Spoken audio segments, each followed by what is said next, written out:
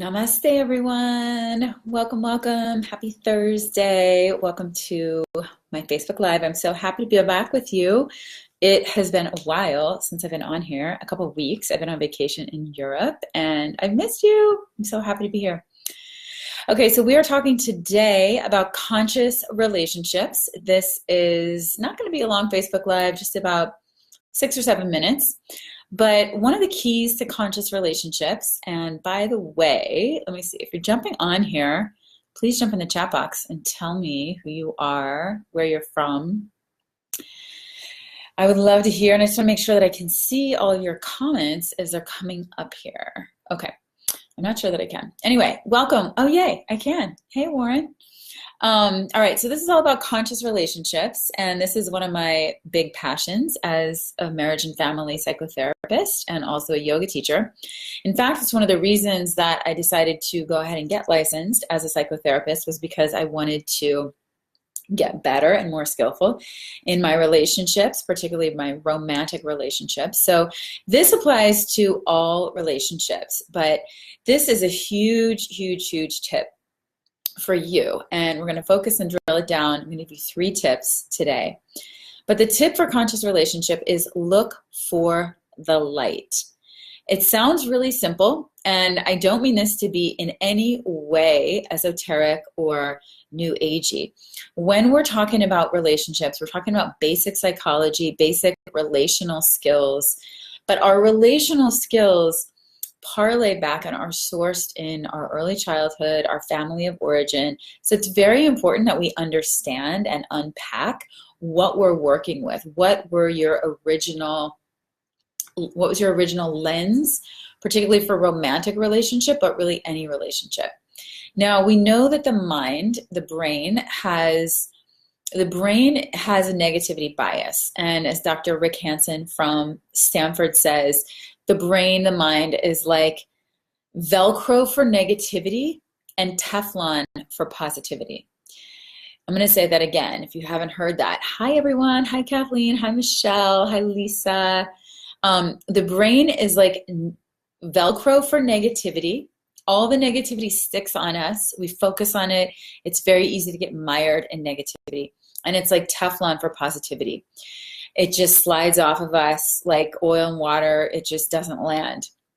And so one of the biggest tips for us to improve our relationships is to go inside and work with the lens, the filter of how we're viewing the other person. It is so easy for us to focus on the negative. It is actually so much easier for us to see other people's weaknesses and not our own. It's so much easier for us to identify their problems, their challenges, and not see how we're acting out and how we're playing our stuff out. So your tip today is to look for the light. Looking for the light means that you train yourself. Hi, Jenna. Good to see you on here.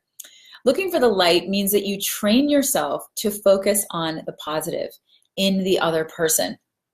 For those of you that are teachers, that are therapists, that are parents, mothers, fathers, one of our crucial roles that we're playing, whether it's in your job or your personal life, is to hold what's called unconditional positive regard for the other.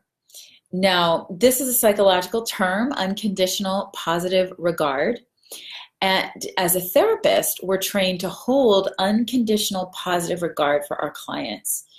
And we learn how to seek the light, look for the light, look for and bolster up, embolden those positive attributes that people have. We want to reflect them back to the person. We want to witness their growth and witness their efforts. We know, again, when the mind has negativity bias, it's hard for us to see our own goodness. It's hard for us to see all of the growth that we've had and the positivity that we experience. And instead, we tend to self-beat. We tend to beat ourselves up. So to be in front of someone and in relationship to someone that is holding that unconditional positive regard is deeply, deeply healing. And so for yourself, again, in a professional situation or in a personal situation, how can you train yourself to focus on the positive attributes of the person in front of you? Now, again, I'm not talking about dissociating or being in denial or being delusional about how someone's acting. If someone is acting in an unhealthy way, a harmful way, a disrespectful way, I'm not talking about not acknowledging that. But for many of us, and I would say for most of us, we tend to focus on the negative, especially when we're in relationship long term with someone, like a sibling, a parent, a child, a partner, a colleague, that we're in relationships for years and months and years with someone. It's very easy for us to start making assumptions about them, for us to assume how they're going to respond to something. We get to know their habits. We think we get to know their habits. In yoga, we train ourselves to seek the light and to focus on the light. In Sanskrit, the word for light is jyoti, J-Y-O-T-I. It's one of my absolute favorite words in Sanskrit. I just think it's so beautiful, jyoti. And so we learn as yoga teachers to, when we're observing bodies, when we're looking at bodies, we see where the prana is, we see where the energy is. And we want to blow on those embers so they catch fire and illuminate and expand, right? So if someone has a lot of flexibility in one part of the body, we want to encourage that, but we also want to build stability and balance. And we see where the body is very alive, and we train students to transfer that to other parts of their body, other aspects of self. And the same is true in psychotherapy. We train ourselves as therapists to see where they have goodness in their life, where they have skillfulness in their life. We reflect that to them, and then we help them to transfer those skills to other aspects of their life that may be a little asleep or not as developed. So the same is true in our relationships. We want to seek the light. It's so easy for us to not acknowledge the very simple, small things that our partners or our children are doing that are so great.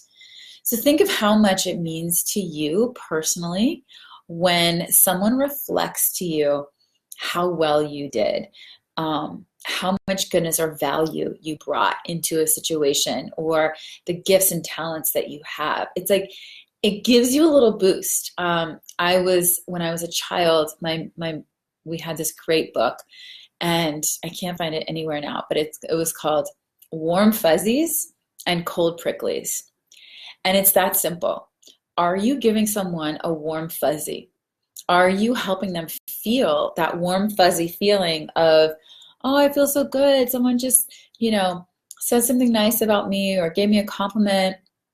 They're really reflecting to me. They really see me. Or is it a cold prickly? Does it make you contract? Do you feel a little on edge around someone? So we want to be the source of joy and love in our lives. If we're in relationship and looking to someone else to bring the love, to bring the joy, to bring the warmth, to bring the heat, to bring the passion, to bring the sweetness, to bring the delight, that's very disempowering. It sets us up for failure, because now we're holding all these expectations over someone else. Instead, train yourself to be that. So you become the source of goodness. You become the source of light. You become the source of love. You become the source of sweetness, delight, joy in your relationship. And one of the best ways that we can do this is to learn to reflect. We want to train ourselves to see the light and really identify and see the light, identify the goodness, then name it, acknowledge it, witness someone, offer that to them and say, I see this. And then, hi, Ana Garcia. And then, hi, Dana. And then we identify it, we acknowledge it, and then we appreciate. We offer our appreciations. So a great practice, an easy, simple practice that I want to offer you all, if you're in a relationship with someone, whether it's your child, your parent, your lover, before you go to bed at night, offer 3 appreciations, 3 ways that you appreciated that person today. 3 things that you saw them do that was beautiful, that was nourishing, that was exceptional, or just positive. And you will be amazed at how far this will go. It's like an elixir, it's like a balm for the soul. Again, just think of how you yourself feel when someone acknowledges the light within you and acknowledges the goodness and the effort that you're putting forward.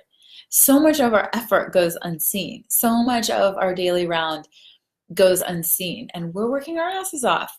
We're doing our spiritual work, we're doing our physical work, we're working out, we're taking care of business, we're doing all these things, and most of it is a thankless job in a lot of ways. And so when someone really acknowledges it, it goes so far. So I want to encourage you all to be that source in your relationships, that you are the one seeking the light, improving that. Now, the last thing I want to say is that in our relationships, the tendency, again, is the mind has the negativity bias, Velcro for negativity, Teflon for positivity. We tend to not even see or acknowledge all the goodness that's happening. We tend to judge other people. We tend to slip into judgment. Part of that is our own insecurity. Part of that is our own fear. And we're trying to boost ourselves up and feel a little better then when we can judge someone else and, put them down or critique them. Again, it's so much easier to see other people's weaknesses and challenges and not see our own. It's like hindsight is 20/20. And the same is true in relationships. And instead, we want to move, and my teacher, Mona Miller, would say the number one aim, the name of the game, is to move from judgment to understanding. How do we move from judgment to understanding so that we really see the other person?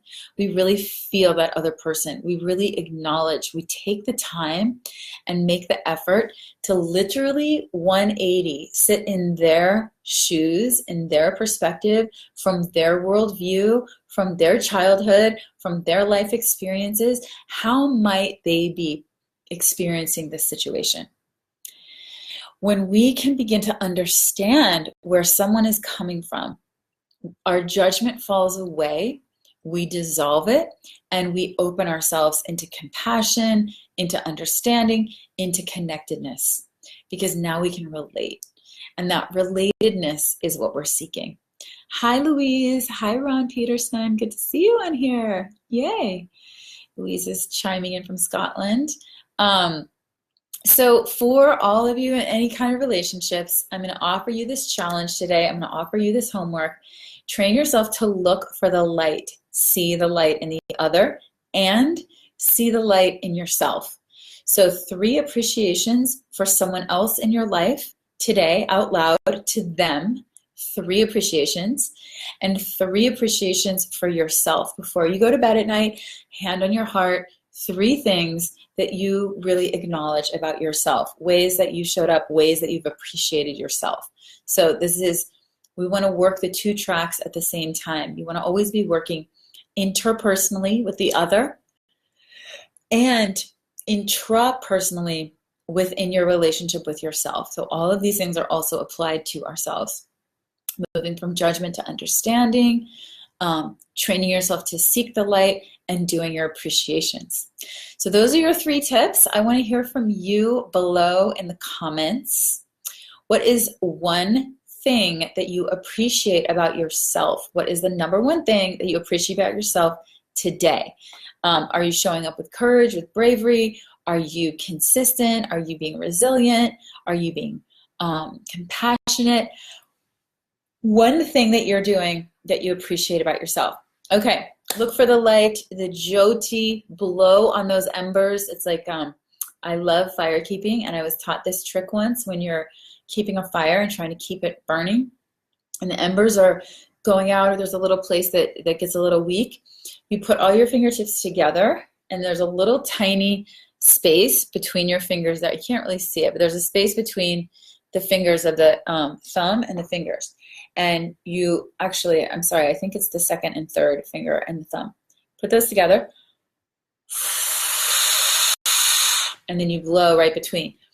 That's what I want you to think about doing now. You can try it on a fire because it's pretty amazing to see what happens. If for some way it concentrates the breath and blows right on those embers and they immediately ignite. It happens every single time. So the first two fingers together and the thumbs, blow on that. Imagine that that's what you're doing with someone else. When you're blowing on those embers within them, you're igniting those spaces within themselves of their own goodness. You're igniting those spaces of their own psyche, like, oh yeah, you know what? I am a hard worker. You know what? I am really skillful at facilitating in a group. You know what? I am a great cook, a great chef. Thank you so much for noticing. So I just want you to take that with you. Enjoy, enjoy. I love, comment right below what's the number one thing you appreciate about yourself today. Give 3 appreciations to someone else out loud, 3 appreciations to yourself. Comment below one thing you appreciate about yourself. And please share this with anyone that you think would be interested. Share this with anyone that you think could benefit. Share this with your loved ones that you're in a relationship with. And if you're interested in a little deeper dive on conscious relationships, you can go to, the link is right in my description. I'm doing a full hour-long class next week. It's July 9th. It's 2 weeks, 10 days. July 9th. The yoga of conscious relationships. Very passionate about this as a yoga teacher and a licensed marriage and family therapist. So jump on the wait list there. We will start on July 9th. It's a 1-hour class. It's free. You will get a recording if you cannot make the call as well. So good, you can still sign up, but the link is right there in the description. Have a wonderful day. Thank you so much. Yay, Kevin saying he had patience today. I want to hear from everyone else. What's the number one thing that you appreciate about yourself? I'm sending you guys so much love. I'm here actually in Budapest, Hungary, and I'm so loving it. It's absolutely stunning. I went out to dinner last night with one of my yoga psychology students, my yoga Psyche Soul trainees. So I just really appreciate all of you from around the world. I love meeting you in person. It's absolute highlight of my life and my work. I love Europe. I love Hungary, and I love all of you. So blessings, blessings. Have a wonderful day, a wonderful evening. Namaste. Share this, like it, and I will see you next week. Love you.